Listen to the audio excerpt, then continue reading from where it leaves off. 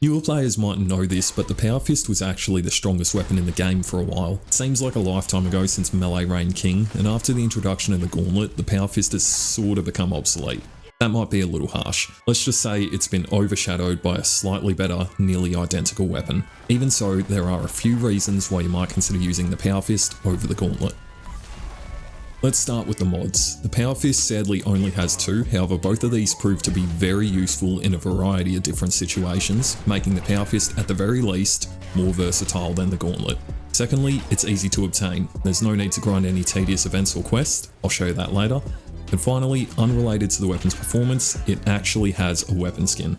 I know that's not a huge deal to many of you, but for me at least, being able to personalize my characters in any capacity is a huge plus, and that extends to the weapons I use too. There's also a unique variant of the Power Fist that's awarded through the Brotherhood questline. That's a whole other video, but I thought it was worth mentioning. So let's talk about these mods. First mod is the heating coils. These give a huge boost to the weapon's overall damage and also convert the Power Fist into something I like to call the Fire Fist. Fire damage is very strong in this game. There aren't too many enemies that resist it, so this isn't a bad option if you're looking to use the weapon for more general mobbing or you just really dislike Mirelurks. What I love about this mod though is how exclusive it is, because as far as I'm aware, this is the only unarmed weapon in the game that has access to a fire mod. Onto the puncturing mod now. This provides 15% armor penetration, which isn't a lot. However, once I combine it with armor mods and perks, it becomes a lot more respectable. Get ready for some math, some minor math, I'll just walk you through it. By combining the Incisor perk card from the strength tree with a weighted mod found on the arms, I can reach 85% armor penetration.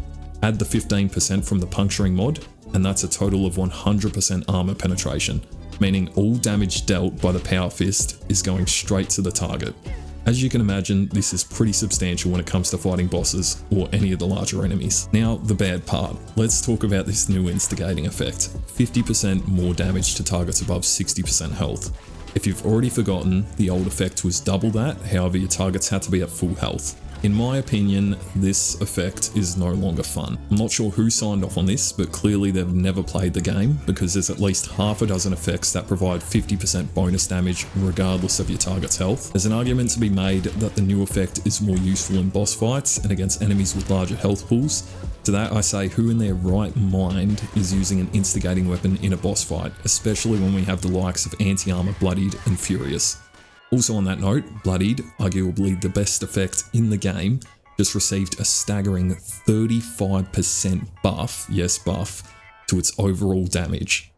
What the But let's get back to the Power Fist. If you're looking for the Power Fist plan, it's frequently sold by the Brotherhood vendor in the White Spring Mall, or you can check VendorBot Phoenix in the Watoga Shopping Plaza. Though if you're not running the hard bargain perk, it will cost you around about 2,000 caps. If that's a little steep, completing any events in the Ash Heap, Cranberry Bog or Maya region also have a small chance to drop the plan. As for the mods, they can be unlocked by simply scrapping the weapon a few times. Now I mentioned armor earlier, so I just wanted to quickly talk about the melee mods available. On the arms, you can apply the weighted mod or the brawling mod. Brawling is specifically for unarmed damage, whilst weighted is for all melee armor penetration. To maximize your damage with the Power Fist, apply one of each mod type to your left and right arm, so one brawling and one weighted, unless you're only planning on fighting bosses with the heating coils mod. In that case, use two of the weighted mod. Hope that's easy enough to understand. On to the final part of the video now, closing thoughts on the instigating Power Fist. I've decided from this point on, I'll be ranking the weapon in three categories. Firstly, the weapon itself, in this case the Power Fist. Secondly, the main effect, so instigating.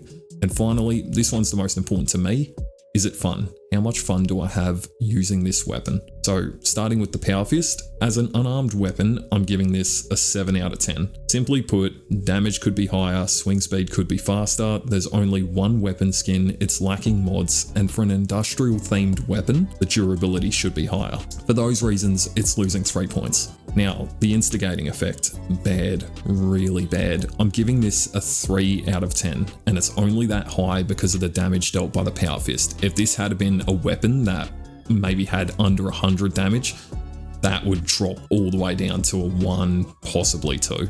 Finally, the fun. Is the instigating Power Fist fun to use? For the most part, yes.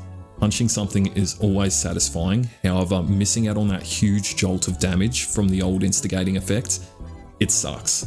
But at the end of the day, 50% more damage is better than nothing. So for the fun category, I'm giving this a score of 6.5 as well, meaning the overall score for the Instigating Power Fist is 16.5 out of a possible 30. Let me know if you agree with that ranking. Thanks for sticking around until the end of the video. If you enjoyed, leave a like, and I'll see you guys in the next one.